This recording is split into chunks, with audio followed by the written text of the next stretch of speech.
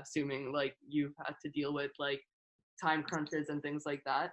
So like, what are some methods that you use to time manage, whether it's like you just use a schedule or like planner or things like that? Because yeah, time management is really important, and whatever you end up doing, and the better you are able to manage your time and your schedule, it's the more you can get done. How I personally manage my time is using the Google Calendar. I think that does the trick. I used to actually only do it like pen and paper in a planner, but I don't know, in the last 2 years I've been using Google Calendar and it's been fine. Yeah. So I think the biggest thing with like time management is just making sure you don't overwhelm yourself with things, really planning out everything and how long each thing takes so that you don't overcompensate and you don't stress yourself, or like you don't overfill it with things to do. Like make sure you have time for everything that you are signing yourself up to. I would, especially here at Berkeley, there's so many opportunities, so many clubs, so many volunteer opportunities, so many amazing classes that it's easy to like fill your schedule up with a lot of stuff. But my advice would be like be really picky with the way you use your time. And it's a lot harder to kind of say no to something once you've already kind of said yes. So before you say yes to signing up to anything or doing anything, just really consider it and be really picky with your time and only pick the best for yourself. And yeah, Google Calendar works really well, and always be on time as well. That's a big thing for me. I think also being in ballet, you like learn that you shouldn't really be late for classes and stuff like that. And university it's not as strict, but for meetings and stuff, it will definitely help you get jobs and opportunities if you actually are a little bit early than late. So I would definitely say be on time for things. Let's see. So to get into UC Berkeley, did you take like the SAT or anything like that to like when you applied? No, I never actually had to take any of those. So I never took the SAT. I never did one question of the SATs or ACTs because I went to community college. So I guess I loved going to community college. It was like the best transition for me. So I think sometimes community colleges or junior colleges kind of get a bad rep. But the community colleges here, especially in California, are amazing. Like there's so many benefits to going to community college. It's like there's more, you don't have to take the SATs or SATs or ACTs if you want to transfer. It's really easy to transfer because California has such a great, like, especially to like the UCs, have a great like transfer program.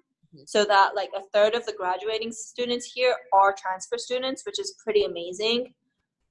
Second, it's like you can get higher grades in community college because there's less students per teacher. There's only like maybe like 30 students in a community college class and like 500 here for the same class.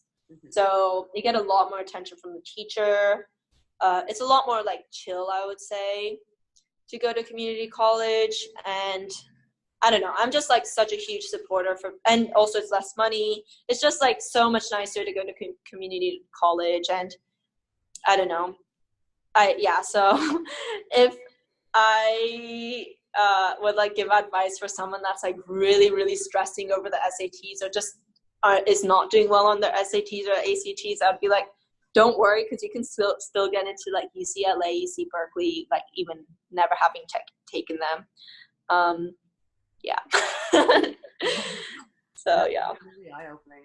Yeah, that's crazy that you like just went from community college to UC Berkeley. And yeah, like I feel like a lot of people don't know it, and I see so many high schoolers getting like so stressed about ACTs, and I'm sure like you do, like it's really important to, you know, do well and stuff, but you can still get into an amazing colleges. Of course, like it's really, you're kind of limited to the UCs. If you go to a community college in in California, but the UCs are still amazing. So we still have like great choices to pick from. So yeah. Okay, and so like considering all of your past experiences, like your competitions, your life as a student, and like what we're talking about, what, like overall advice do you have for teens and young adults that may be dealing with stress and anxiety? Right. So that's a really good question. Stress is a part of, I guess, everybody's lives. Like we all deal with stress at certain points. So one thing I would think about is like you're not alone, and you're not doing worse than anybody else. Like I think a lot of people here, especially at Berkeley, they really stress because they feel like they're not doing as good as everybody here. Like they think everybody else is doing amazing and they're not doing as good. But that's not true. Like everybody is kind of has to work really hard to get good grades. So don't worry, you're not alone. Your grade doesn't define you. You can definitely still have an incredible career, even if you don't get a perfect whatever grade or whatever. So you do want to do well, but just do your best. There's nothing really more that you can do than just study your best and do your best on exam. And whether you're super stressed or not doesn't really affect that. So might as well just be a little bit more calm. And I would say keep yourself mentally healthy, whether that is, to talk to your friends, to have a break. Sometimes you just need a weekend to just chill out and just do something other than whatever it is you're stressed about, whether that is like, swimming, hiking, going to the movies, just to get your mind off things. It really does help and reset you. And finally, sleep is really important. I mean, I need to give this advice to myself. I realized that like I just do not function well like without sleep, and it's just a lot healthier to keep yourself mentally and physically healthy with good food and good sleep, which is all advice I should give to myself as well. And yeah, again, that just one grade or one exam doesn't define you, so it's okay, and everything will turn out fine. Like whenever you look back in life, like you're like everything turned out okay, and when older people do look back, they're like everything turned out fine. So whether you stress or not, everything's going to be fine in the end. And so yeah, and if you are stressing about something that's happened in the past, there's really no point to stressing about something that's already happened, because you can't go back in the past, you can't fix anything that's happened. So you can only learn from your past and apply it to whatever you're doing in the future, so you don't make that whatever mistake again.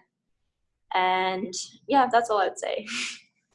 Okay, thank you so much for your amazing answers you've been giving for all of the questions and taking the time out of your time to talk to us. Because I'm sure everyone that hears this is definitely going to be very eye-opened, especially coming from you and your journey. So thank you. And so yeah, for the people that are listening, do you want to like tell them where they can like follow you and like stay up to date with like what you've been up to and things like that? Of course. So you can follow me on my Instagram, which is at Miko Fogarty, MikoFogarty. And you can follow me on Facebook too, except I don't really post there regularly. I do have a YouTube channel, but that mainly has my ballet videos. But if you're interested, you can just search me, Miko Fogarty. And yeah, that's all my social media. Okay. And yeah, thank you so much, Rohan, for doing this interview. You did an amazing job. Thank you so much.